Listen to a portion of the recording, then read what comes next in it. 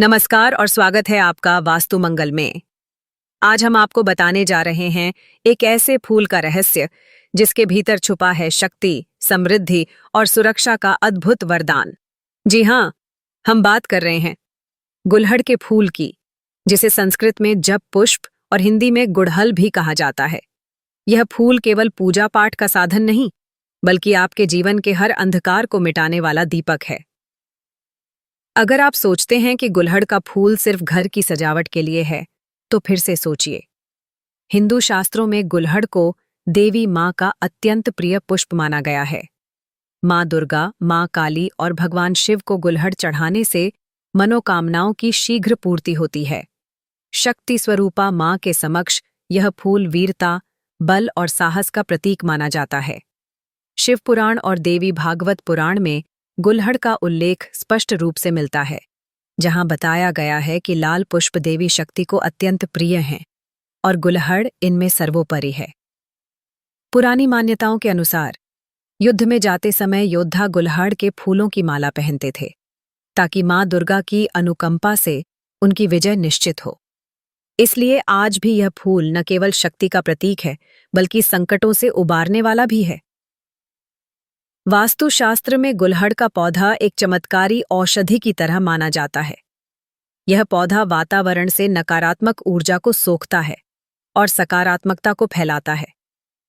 अगर आपके घर या दुकान में बार बार क्लेश, बीमारी, धन हानि या तंत्र बाधा के संकेत दिख रहे हैं, तो गुलहड़ का एक पौधा उत्तर या पूर्व दिशा में लगाना अत्यंत शुभ फलदायी होता है। वास्तु के अनुसार गुलहड़ के पौधे के लाभ, क्लेश और कलह समाप्त होते हैं। नजर दोष और ईर्ष्या से रक्षा होती है। घर में सौभाग्य और समृद्धि का प्रवेश होता है। वास्तु दोष स्वतः शांत हो जाते हैं। अब हम जानेंगे गुलहड़ के फूल से जुड़े कुछ अत्यंत चमत्कारी उपाय, जो आपके जीवन की दिशा बदल सकते हैं। हर उपाय को बहुत ध्यान से सुनिए। उपाय 8। देवी दुर्गा को गुलहड़ का फूल चढ़ाकर संकट मुक्ति। किसी भी मंगलवार या शुक्रवार को सुबह स्नान कर स्वच्छ वस्त्र धारण करें। मां दुर्गा के सामने लाल गुलहड़ का ताजा फूल चढ़ाएं। साथ ही दीपक में गाय का शुद्ध घी जलाएं। लाभ: शत्रु बाधा समाप्त होती है।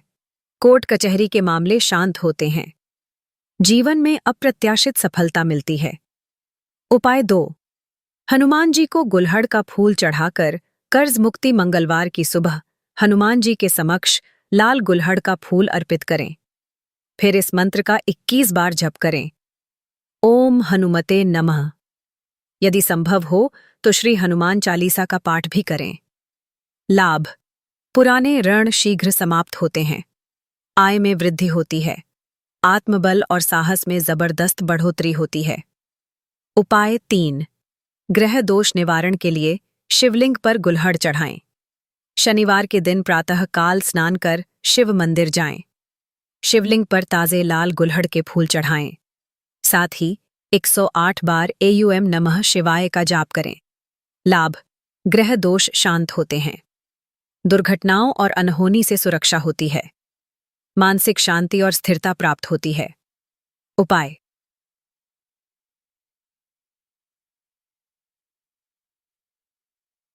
तंत्र बाधा से मुक्ति के लिए गुलहड़ का प्रयोग। शनिवार की रात को एक ताजा गुलहड़ का फूल लें। उसे अपने सिर के चारों ओर 7 बार घुमाएं। फिर उसे सुनसान चौराहे या पीपल के पेड़ के नीचे छोड़ाएं। मुड़कर पीछे न देखें। लाभ: भूत प्रेत बाधा दूर होती है। अनजानी डर, बुरे सपनों और मानसिक भय से मुक्ति मिलती है। पूजा के लिए सफेद या पीले गुलहड़ का उपयोग न करें, केवल लाल रंग का चुनें। उपाय करते समय मन में शुद्ध भावना और आस्था होनी चाहिए। उपाय के बाद फूल को साफ स्थान पर प्रवाहित कर दें, किसी गंदगी में न फेंकें। मित्रों, आज आपने जाना कि किस तरह एक साधारण सा दिखने वाला गुलहड़ का फूल आपके जीवन के संकटों को हर सकता है और सुख समृद्धि का द्वार खोल सकता है। आस्था, श्रद्धा और नियमितता से किया गया छोटा सा प्रयास भी चमत्कारिक परिणाम दे सकता है। तो देर किस बात की? आज ही गुलहड़ के फूल के इन दिव्य उपायों को अपनाइए और अपने जीवन को मंगलमय बनाइए।